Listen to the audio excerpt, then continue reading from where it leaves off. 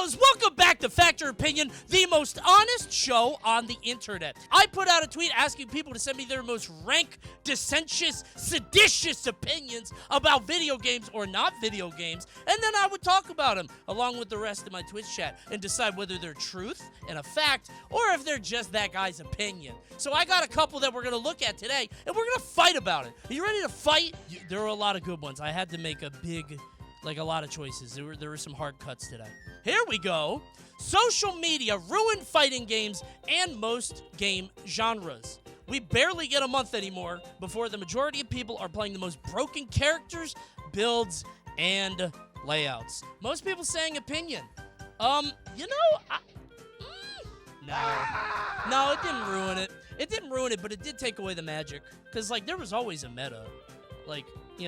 It just, you would discover it more slowly.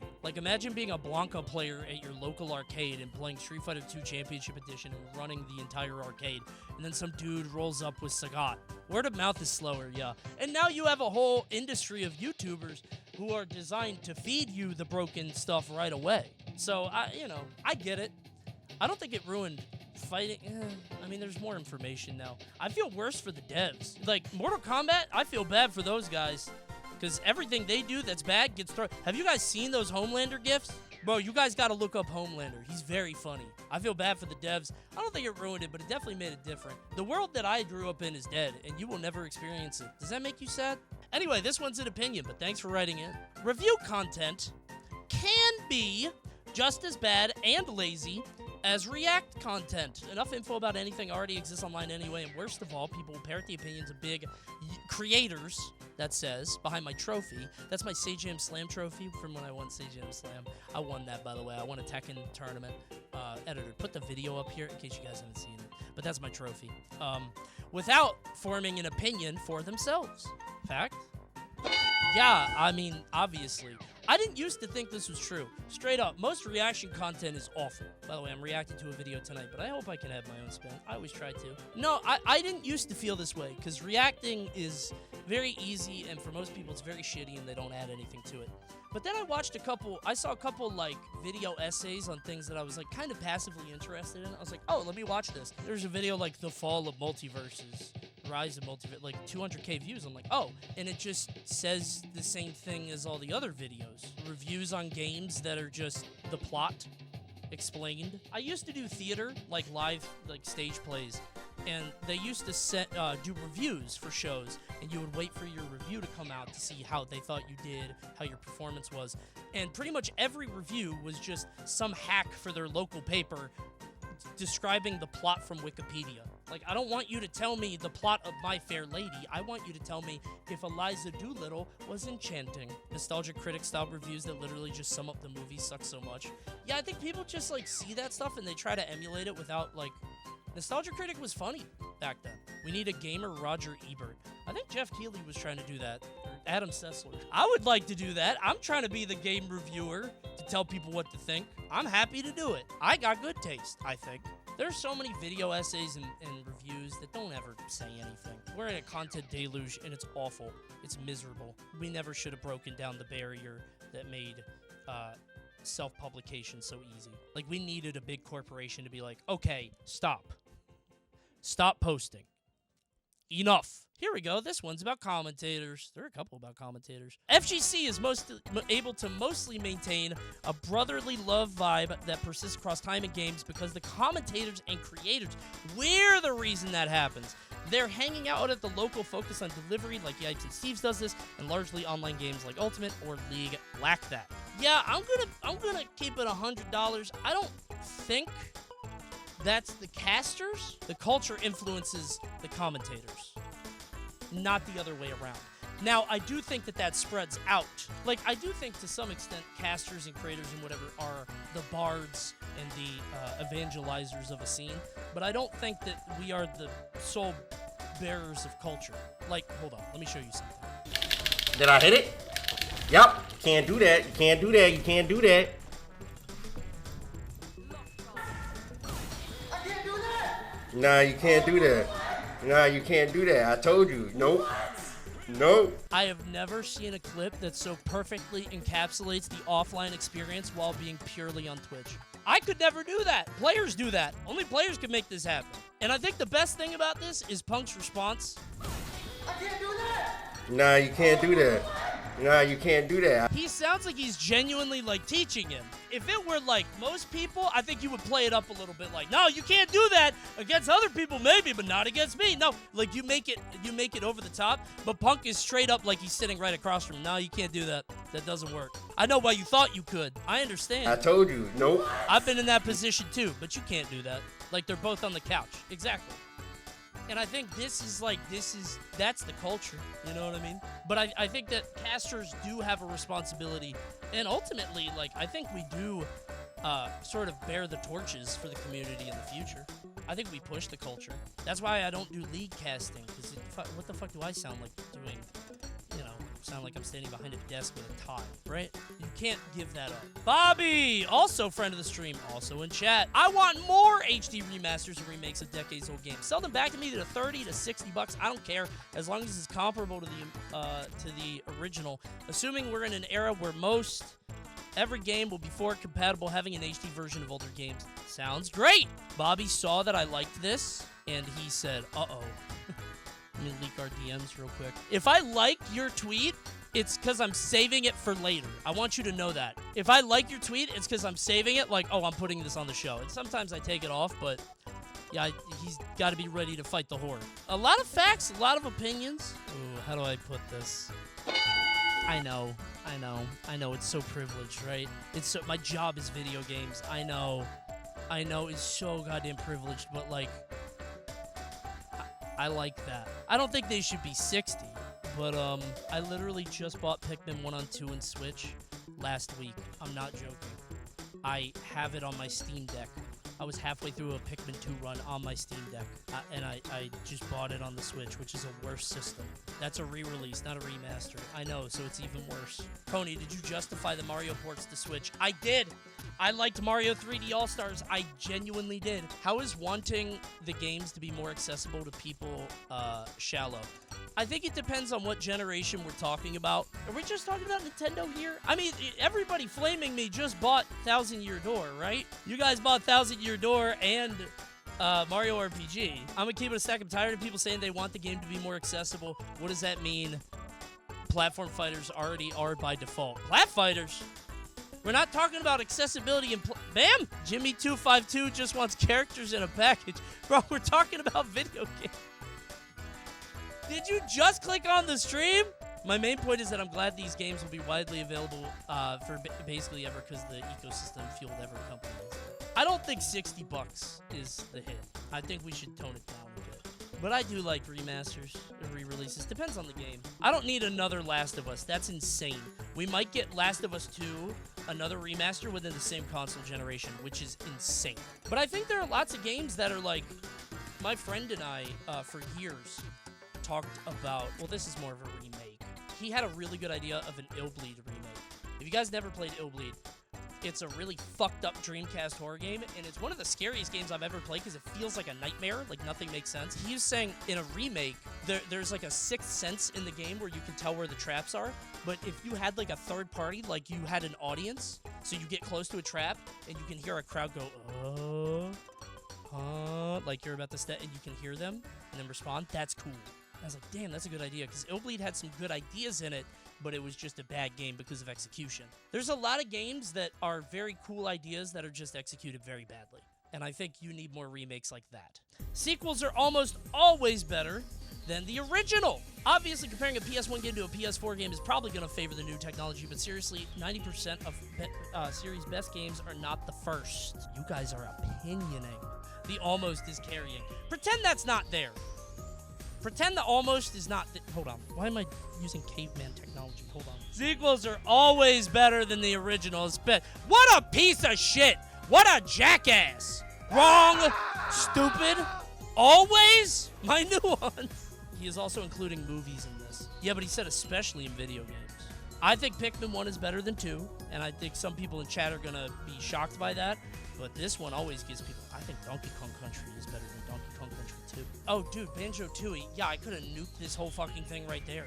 Banjo-Tooie is one of the worst games I've ever... Not worst. One of the least fun games I've ever played. Isn't Terminator 2 way better than Terminator 1, though? Maybe he's spitting in movies. Because in games, they have one idea, and the idea is, like, way too expanded on. So, like, Jak and Daxter, there was a couple tweets that were like, open world games are bad because they ruined the game because it's all open world. And I'll never forget how I felt when I played Jak 2 and it was open world. I hated it. Jak and Daxter 1 was amazing. Jak and Daxter 2 was god-awful because of the fucking open world. I think games try to expand too much. That's why I don't like the caves in Pikmin 2. That's why I don't like that Donkey Kong Country 2 is like a theme park and bees. What are we doing? This is dumb. I think 1 like is a vision and then 2 expands too much. But I'm trying to think of games that I think are better. Symphony of the Night. Yeah, but like there's a difference to me between a sequel and like Symphony of the Night is like Castlevania 6. That's not the same. Eventually, like franchises, like yes, Metroid Dread is better than Metroid, but they're not comparable. Super Metroid is way better than Metroid. Yeah, definitely. Yeah, I guess so. Mother 2 better than Mother 1. Yeah, it's a mixed bag with games. I feel like with movies, though, it's pretty consistent. 2s are better than 1s. And then 3 is bad. People who claim they don't like certain genres of music haven't listened to enough of that genre to find songs they like. True or false? This is the worst one yet. Opinion, opinion, opinion, opinion. Cool softball? Wait. The chat is just dumb. Oh, so you're with me. Okay, I thought you were saying it was a softball the other way, Yars. Okay, you get it. You might not like the genre in general. I'm not a country enjoyer. That's what everybody says in chat. But 90s country? Some pop country? Garth Brooks? Johnny Cash on that shit? You might not like the genre, but you can like some of the genre. And if the genre is done that way, then yeah, you're good. Now, this doesn't work if you go into a hyper-specific niche. Not everybody likes happy hardcore, which is very specifically just... Like, that's its own thing. That's happy hardcore. But if you extend it to, like, techno or EDM, that's different. Ass Beholder says, bro, stop cherry-picking. That's what they were saying, though. Here's the thing. I'm not really a rap guy. I'm not a hip-hop guy. Like, not generally speaking, but I fuck with Tribe Called Quest, just like every other white dude who wears hats. Coney, you don't need to tell us you're not a rap guy. No? I think there's a 30% chance if you saw me on the street, you might think so. White dude in a hat, something about that hits it. You don't think a guy like me looks like he would listen to Earl Sweatshirt and Tyler? I think you're wrong. A backpack would do it. You get it. See? Genuinely, if you saw me on the street, what do you think I listen to? Genuinely. I know we're going to have a lot of jokes. Little Brown Jug from the 1920s big band. NPR, Linkin Park. Bob Dylan, country music, 90s country. True. Thousands Rock, like Puddle of Mud. K-pop. No, stop. Mario music. I'm wearing normal people clothes, not a Super Mario shirt. It's weird how much of your sense of musical taste is shaped by your childhood. You guys think that I'm old, but just wait till you hit your 30s, you're gonna listen to the shit that you listened to when you were like in your teens. It's weird. Oh god, please don't tell me I won't be listening to Mega Man 2 music at 35. Okay, you should. Not that you should grow out of video game music, but you should expand your palette. People say that video game music is, you know, real music and whatever. And listen, I fuck with the Tekken Boat song a lot. I listen to the... Dude, this happened to me. I'm not joking. I listened to the Tekken 8 Boat song. I'm like, dude, this song goes crazy. And then my Spotify DJ was like, let's kick it off with some video game music. I see you listen to a lot of Tekken 8. Here's... And then he played, like, the most... I don't remember what it was. I think it was Like a Dragon. Like, the theme to Yakuza. I'm like... Like, it's a good song, but, like, I don't know. All right, anyway, the tweet is opinion. Wait, fact? No, it's fact. It's true. The argument that games need to be shorter is dumb. Like all media, games need to justify their price to the normal consumer, and 5 hours and a message for $50 isn't cutting it. Indie games fill this niche easily for much cheaper on both ends, and this is about Hellblade. This chatter is poor. Alert! Alert! This chatter is poor. I think this is fake.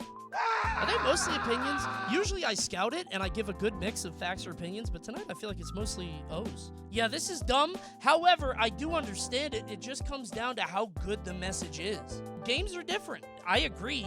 5 hours for $50 on Hellblade? Especially if it's the same message? I don't know what the message is now. But it does depend. Because you're right, indie games kind of tell the same thing, but not every game is going to have the same message. It's going to be told differently through different people. So, Hi-Fi Rush is a good example. Yep. It's different, distinct, and unique.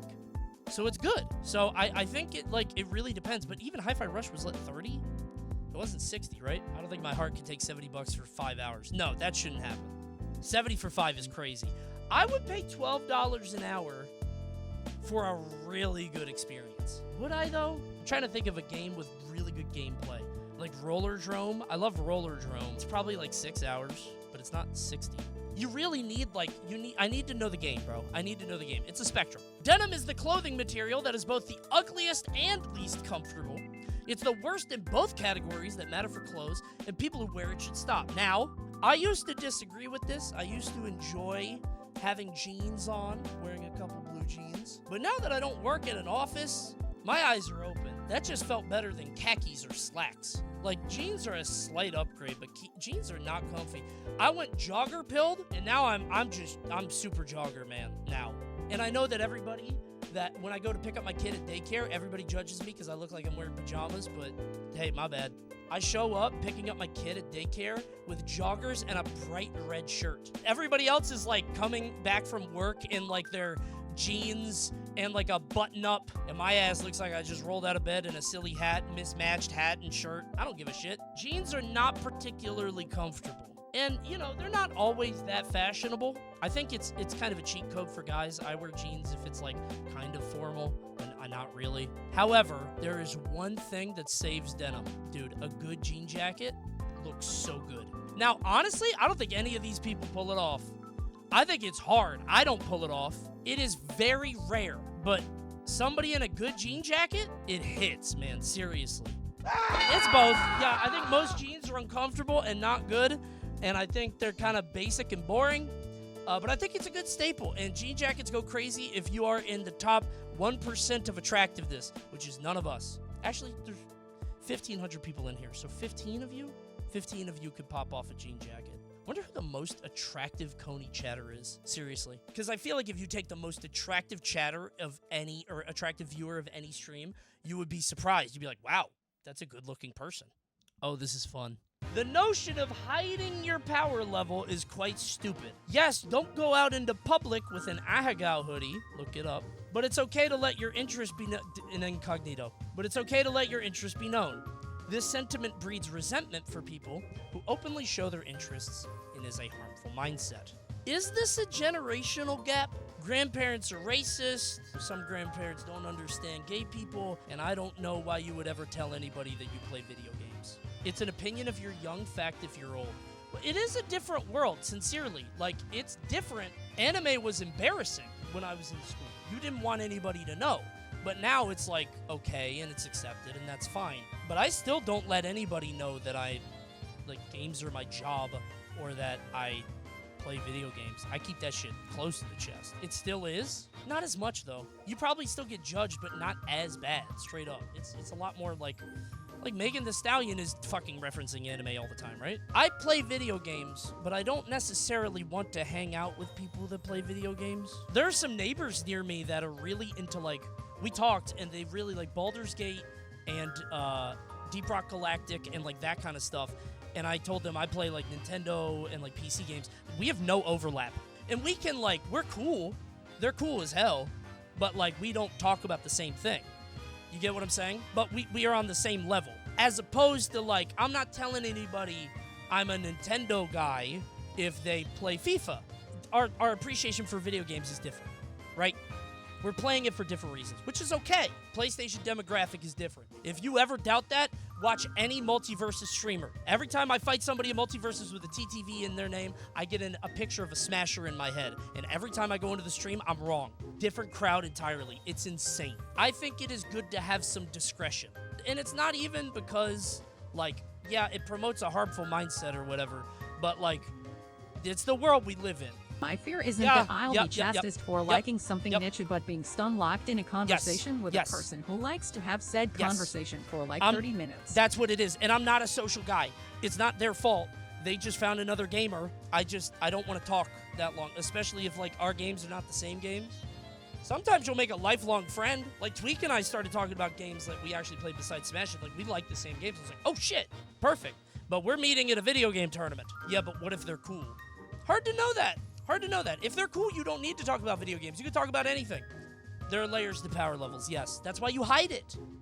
There are layers to power levels. Some are more acceptable to show off, others not so much. What your power is related to is just as vital as who you were talking to about your hobbies. Use caution. It's important. Coney, what do you have to talk about besides games?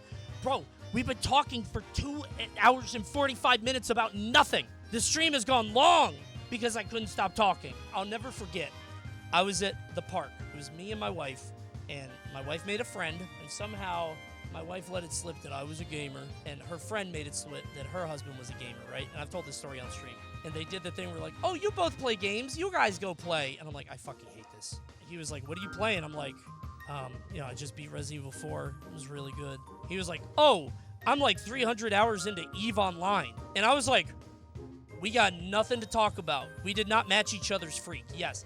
And that is why this is an opinion. Keep that shit to yourself, bro. You play video games, don't tell anybody about it, okay? Wear a subtle game shirt that nobody knows about, or get a subtle game tattoo that people ask, you're like, oh, it's from an album. Anyway, hide your power level, it's important. Onion rings are never that good. They just sound like they would be good in your head. They're always disappointing. Wrong. Literally fucking wrong. If you order them for delivery, they're worse because they're all soggy. If you're eating them at the table, they're so good, man. Onion rings are delicious if you're in the mood for it. You got to be in the right spot. But you know what's better than an onion ring? This thing is unholy. I think the bloomin' onion is like literally an object, like Satan made this. Every time I get one, I'm like, I'll have a couple.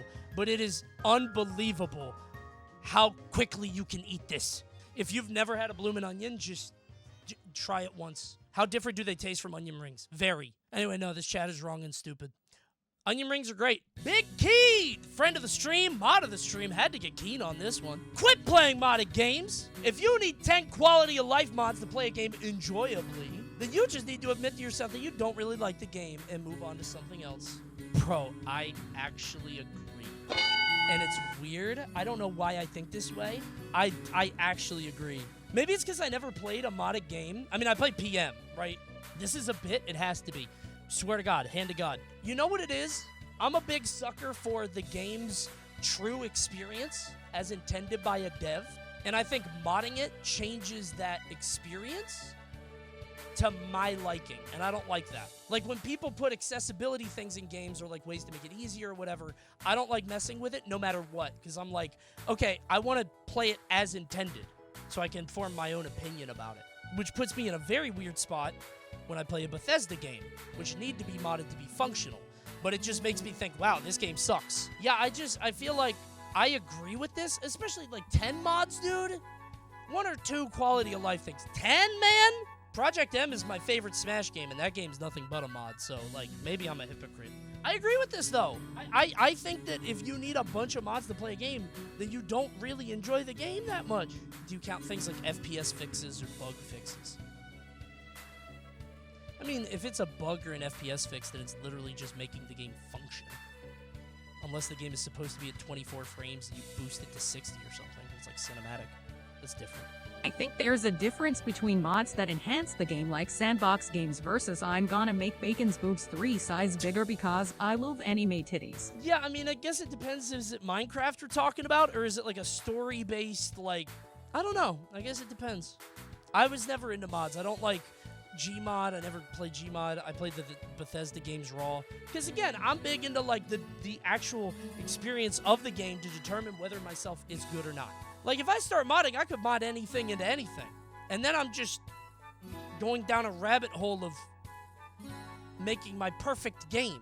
I would lose myself to it. It's like the flame of Prometheus. If I made the perfect game for me, I would never go outside. That's why it's great. Okay, well, you're fucking with the atom bomb. You're gonna make the perfect game and never go outside again. That's you. Good luck. What do you think? Did I contradict myself? One time. Name one time I contradicted myself. You can't. Comment below. You won't. I know you're not going to do it. And I know that you're going to subscribe and you're going to like the video because you loved it so much. You made it here to the end, and thank you for that. I appreciate you. These guys all say goodbye. So long, YouTube. Farewell. Happy trails, partner. So long. I don't have any other synonyms. Bye.